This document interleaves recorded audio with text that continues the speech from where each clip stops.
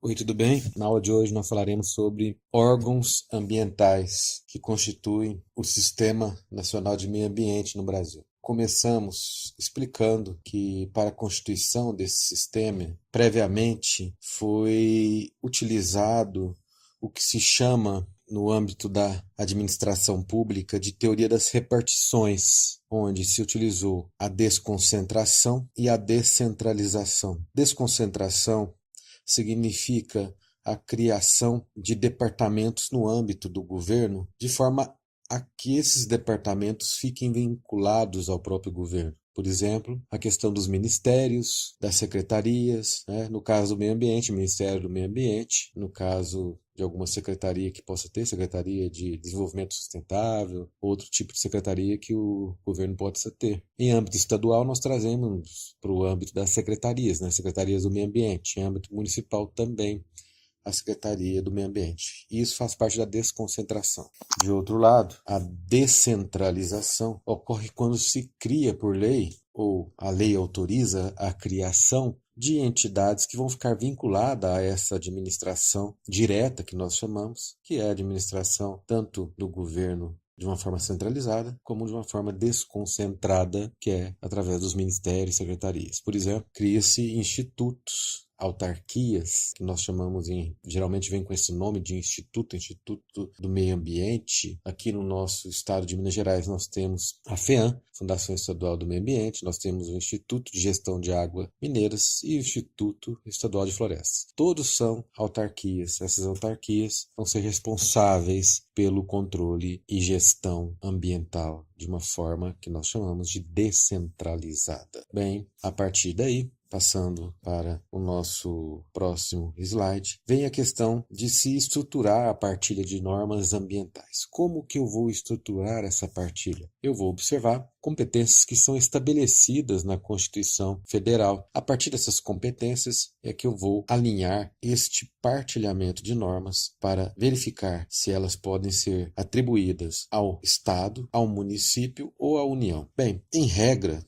o que ocorre é que as matérias que são relacionadas a maior impacto ambiental, essas matérias vão ser de competência federal. Para isso, se criam leis federais, decretos e resoluções do Conselho Nacional do Meio Ambiente que vão disciplinar a atuação dos órgãos ambientais federais no controle dessas questões que envolvam meio ambiente. Matérias com relativo impacto ambiental, ou seja, que não vão causar impacto de natureza nacional, mas atingir, de certa forma, uma região do Estado, elas são, claro, estruturadas a partir da descentralização para os próprios estados. E aí estou falando de outra descentralização, que é a descentralização de competências normativas e regulatórias. Quando se fala de regulação, regulação envolve fiscalização, coordenação e também, de certa forma, normatização dessas atividades. No estado de Minas Gerais, nós temos o COPAN, que é o Conselho de Política Ambiental. Esse conselho elabora resoluções, e são essas resoluções, ou outras vezes, deliberações normativas, que vão ter que ser observadas no âmbito do estado de Minas Gerais. Além, é claro, das leis e decretos estaduais que sejam baixados pelo governador do nosso estado. Bem, em termos de gestão ambiental no âmbito municipal, nós vamos ter os municípios envolvidos com matérias que causem menor impacto ambiental. E aí a gente vai ter que observar tudo que envolve as questões ambientais no nosso município em termos de legislação. E aí envolve lei orgânica, código de obras, código sanitário, eventualmente um código ambiental que o município tenha, plano diretor, lei de uso e ocupação de solo, lei de políticas agrícolas municipais, se houver. E aí a gente vai ter que analisar a estrutura de cada município. Cada município tem uma estrutura de forma a que essa estrutura tem que ser observada em âmbito municipal. É difícil a gente identificar e falar de uma forma geral o que tem em cada município, mas é bom deixar claro que a maioria dos municípios hoje, até uma tendência de resolver seus problemas ambientais de forma direta, tem criado códigos ambientais para disciplinar a atuação em questões que lhe é autorizado por lei essa submissão aos municípios. Depois nós vamos ver à frente a questão do licenciamento ambiental, que hoje, dentro das classes que causam menos impacto ambiental, o município tem a competência para atuar no licenciamento ambiental de algumas atividades. Mas nós vamos ver isso mais à frente. Bem, falando de Ministério do Meio meio ambiente, trazendo para a questão nacional, é importante só deixar claro que o Ministério tem alguns órgãos que são a ele vinculados. A finalidade dele principal vai ser, claro, elaborar políticas ambientais nacional e implementá-las. Então, embora ele não legisle, ele traga normas, essas normas acabam sendo feitas por órgãos que a eles são vinculados. Então, o Ministério ele existe dentro de um complexo, que é um complexo que nós chamamos de Sistema Nacional do Meio Ambiente, ou SISNAMA, que envolve a gestão ambiental de uma forma nacional, ou seja, todos os órgãos ambientais no país, sejam municipais, estaduais, federais, compõem esse SISNAMA, que é o Sistema Nacional do Meio Ambiente. Portanto, a Constituição Federal, quando ela traz no artigo 225 que a gestão ambiental é um dever do governo federal, além de nós também, de nós como povo, nos organizarmos para que isso seja feito de uma forma a diminuir os problemas ambientais que nós temos no nosso país, a gestão ambiental em âmbito nacional vai ter toda a sua estrutura desenvolvida pelo Ministério do Meio Ambiente, que vai deliberar através de normas. As principais normas, além das portarias que nós vamos perceber no âmbito do Ministério do Meio Ambiente, portarias que são atos normativos típicos dos ministérios, essas portarias, além delas, nós vamos ter o que nós chamamos de resolução. Resolução são atos normativos que são elaborados por um órgão colegiado, ou seja, por um conjunto de pessoas.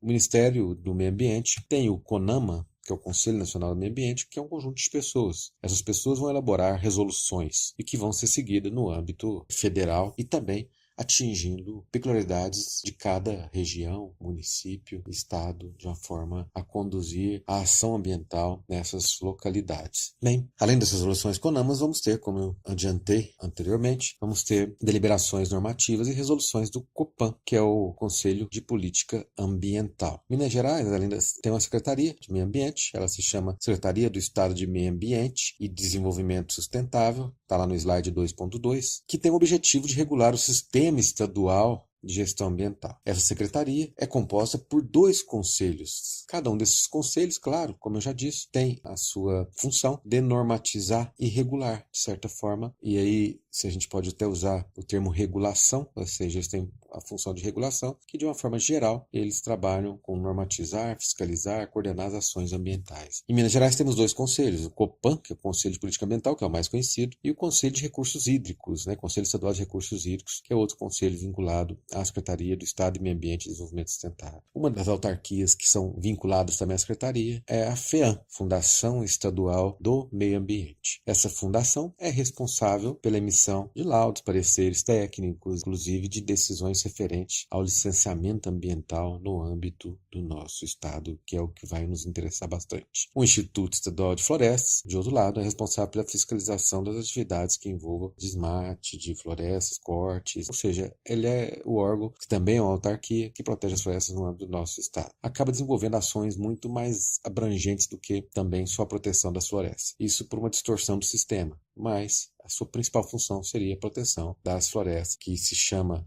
popularmente de madeira de lei. Ela acaba tendo uma atuação maior, hoje a ponto de, por exemplo, o CAR, Cadastro Ambiental Rural, ser realizado no âmbito do IEF, que é o Instituto Estadual de Florestas. No âmbito das águas, onde eu vou conseguir o que se chama de outorga de uso das águas, envolve o IGAM, o Instituto Mineiro de Gestão de Águas. O IGAM é que vai deliberar a respeito da outorga de água para uma determinada propriedade rural. Em nosso estado, isso foi realizado de uma forma bem mais complexa, Se criou um instrumento que se chama outorga coletiva de águas, para facilitar a atuação do IGAM. E se deu, claro, pela falta de estrutura que o IGAM tinha para poder fazer as outorgas individuais. Então, resolveu-se, na época, fazer coletiva. É um modelo que, na época, foi adotado e que pegou e que hoje está vigente. Por fim, no slide 2.3, vimos o Sistema Municipal de Meio Ambiente, ou seja, é o que eu disse para vocês. Cada município vai ter o seu sistema municipal de meio ambiente. Alguns não vão ter. Vai depender da estrutura legislativa de cada município e da sua organização.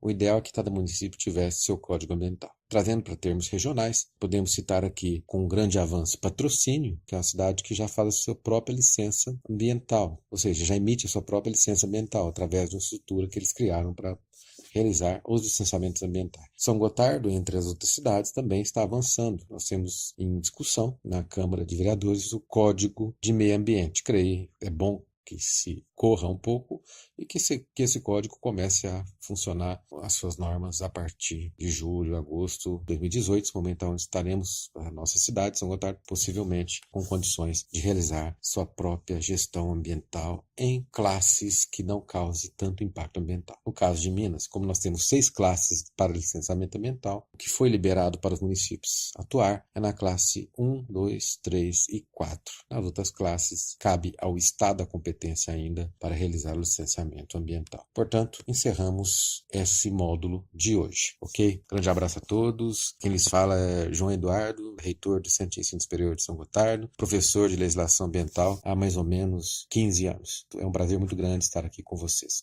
Grande abraço.